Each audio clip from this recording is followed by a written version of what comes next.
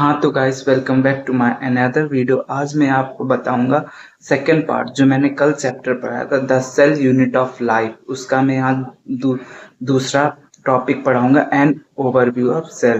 तो आ जाइए देखते हैं कैसे मैं रीड कराता हूँ। आप भी अपनी एनसीईआरटी को ओपन कर लीजिए। जहाँ जहाँ मैं टिक लगाता जाऊँ वहाँ आप टिक लगाते जाइए। और मैं अपने आप को नोट्स भी दिखाऊंगा कैसे मैंने नोट्स बनाया, तो वो भी आप कवर कर सकते हैं एंड नोट कर सकते हैं अपने नोट बनाकर। तो आइए देखते हैं।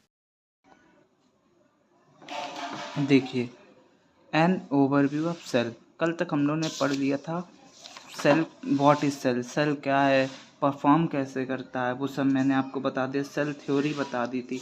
आज मैं बताऊंगा आपको an overview of cell.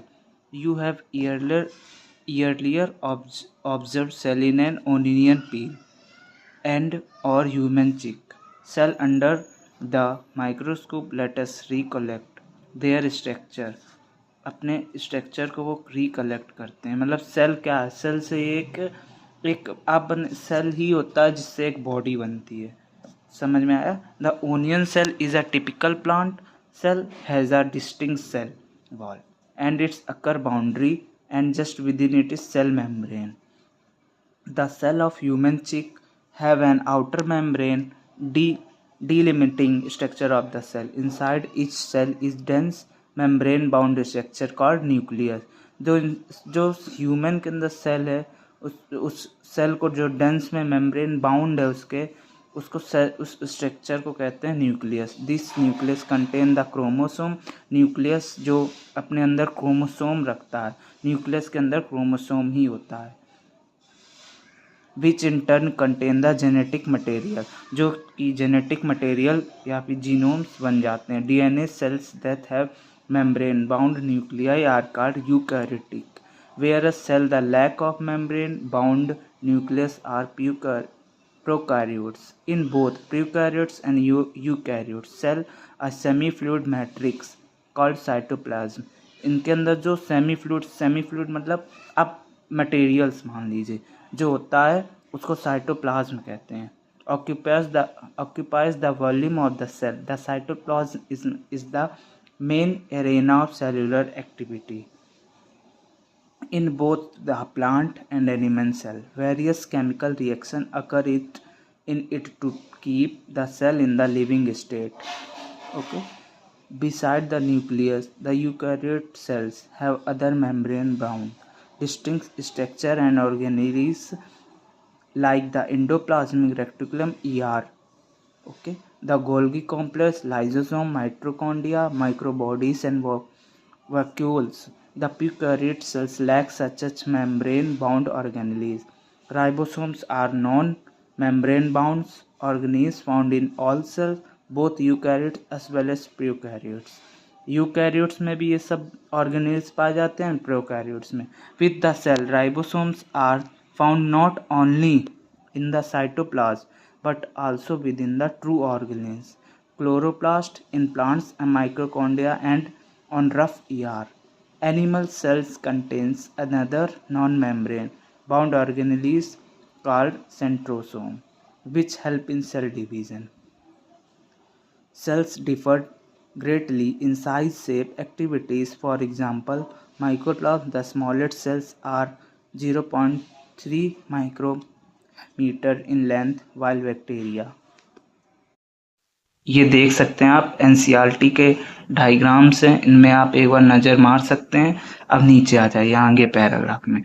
Could be 3 to 5 micrometer. The largest isolated single cell is egg of an ostrich.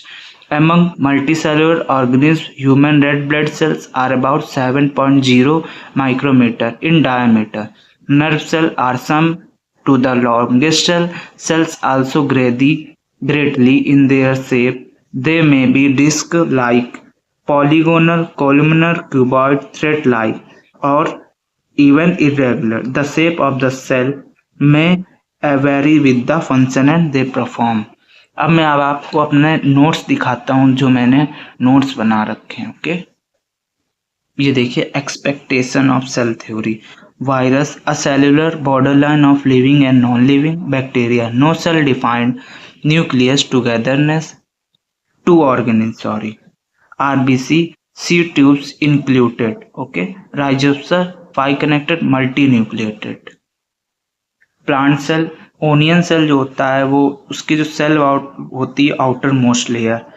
Animal में जो चिक सेल होता है outermost limiting membrane, cell membrane, plasma membrane. Okay, ये देखिए एनिमल सेल में plasma membrane, nucleus, DNA, nucleus के अंदर डीएनए होता है, और साइटोप्लाज्म जो प्लाज्मा मेम्ब्रेन के अंदर होता है, जो जिसको हम लोग सेमी फ्लूइड मैट्रिक्स भी बोल सकते हैं, जो अभी आपने देखिए पढ़ा था सेमी फ्लूइड मैट्रिक्स।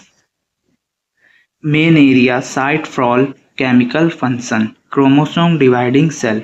क्रोमोसोम्स होते हैं वो डिवाइडिंग सेल में होते हैं, जो अभी आपको आगे जो चैप्टर मिलेगा cell division and cell cycle उसमें आपको पता चलेगा।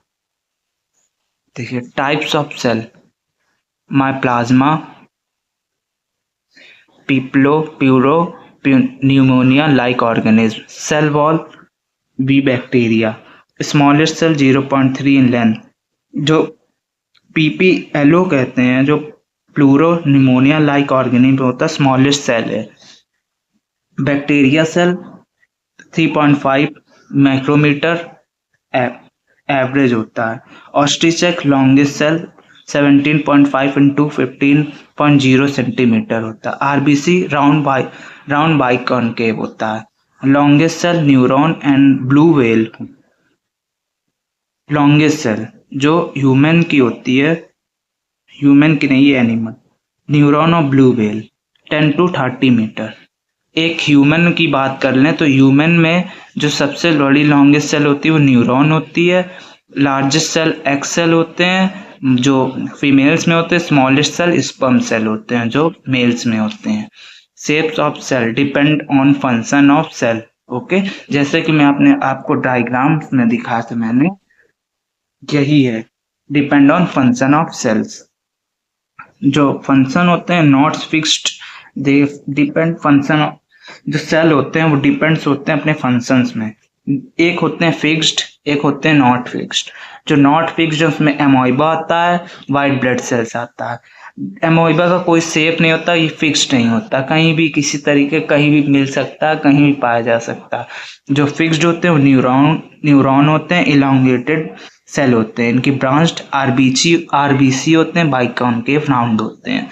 ओके, अब मैं आपको एक्सप्लेन करूंगा prokaryotic cell.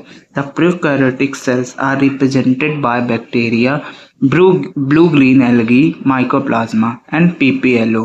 They are generally smaller and multiply more rapidly than eukaryotic cell. They may vary greatly in shape and size. The four basic shape of bacteria are basiculus, rod-like, curcus, spherical, fibrocoma shaped, and spiral. The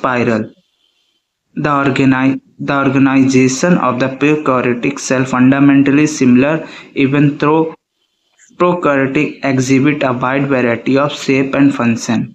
All prokaryotic have cell wall surrounding the cell membrane, except in mycoplasma, the fluid matrix filling the cell is cytoplasm. There is no well-defined nucleus. The genetic material is basically naked.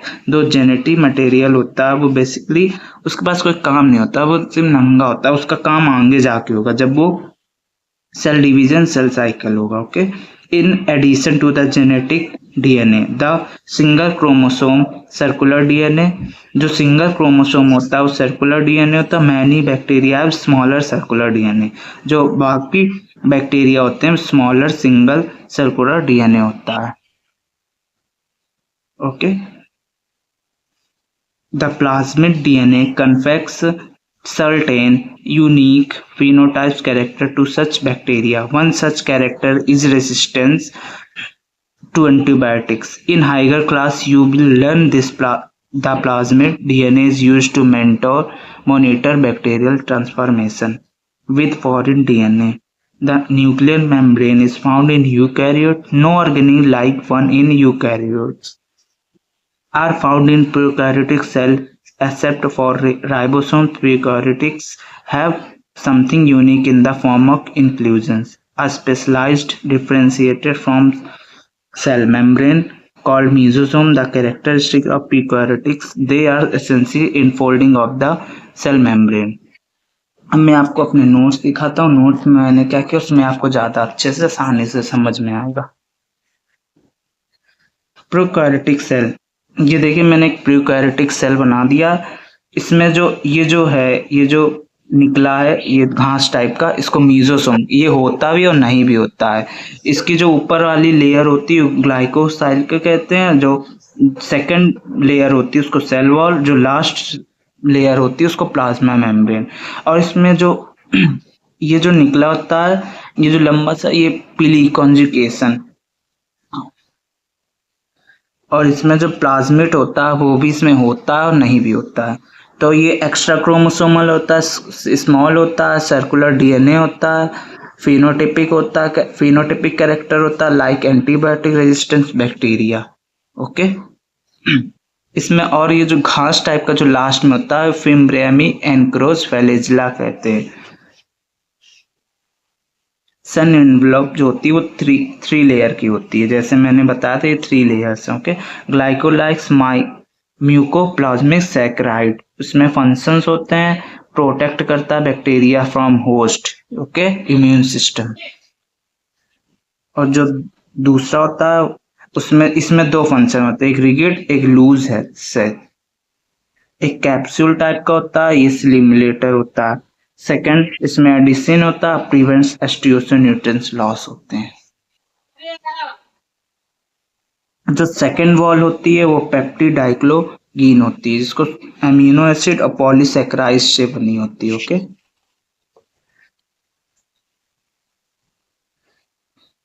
ये आप देख सकते हैं। बाकी का chapter में कल पढ़ाऊंगा। कल मैं यूकैरियोट्स पढ़ाऊंगा, कल मैं उसके फंक्शंस भी दिखाऊंगा। दोनों के अलग अलग फंक्शन में कौन से ऑर्गेनेली, कौन से क्या क्या ऑर्गेनेली पाया जाता क्या नहीं पाया जाता, मैं कल बताऊंगा। आज के लिए बस इतना। अगर आपको आज का टॉपिक समझ में आया है तो लाइक करेगा, नहीं आया तो मुझे कमेंट में करके ज़रूर बताएगा क्या गलती रही क्या गलत रहा। और आज तो मैंने आपको प्रीकैरियोटिक सेल तक पढ़ा दिया है, बाकी कल मैं यूकैरियोटिक सेल, बाकी सेल वॉल और बाकी सब चीज़ें मैं पढ़ाऊँगा। ओके। और रीड कराऊँगा, मैं क्या पढ़ाऊँगा, मैं तो खुद मैं टीचर वीचर नहीं हूँ, बस मेरा मन करता है कि मैं थोड़ा एक्सप्लेन करूँ, क्योंकि मुझे भी लर्न हो जाएगा और आपको भी लर्न हो जाएगा इससे। तो इससे दोनों के फायदे हैं, मुझे भी और आपको भी। तो अगर आप चाहते हैं मैं और भी ऐसे टॉपिक्स बनाऊं तो लाइक ज़रूर करिए और शेयर करिए जिनको ज़रूरत है। और जिनको भी नोट्स चाहिए, डीपीपी चाहिए, मुझे आप डीएम भी कर सकते हैं। व्हाट्सएप मैंने अपने लिंक में डाल दिया, उससे आप देख सकते हैं। अब मुझे व्हाट्सएप पर मैसेज करके मांग सकते हैं। तो आज की वीडियो आपको जैसी भी लगी कमेंट में ज़रूर बताइएगा। हाँ, थोड़ी थोड़ी गलतियाँ हो रही है मुझसे, जो बोलने में और इम्प्रूवमेंट समझाने में, तो आप भी मुझे सपोर्ट करिए, आगे तक ले जाइए, क्योंकि जब तक आपका साथ नहीं मिलेगा तब तक मैं ये सब वर्क नहीं कर पाऊंगा। Okay. Thank you so much for watching me, and like करिएगा, सब्सक्राइब करिएगा एंड शेयर भी करिएगा। टाटा, बाय बाय।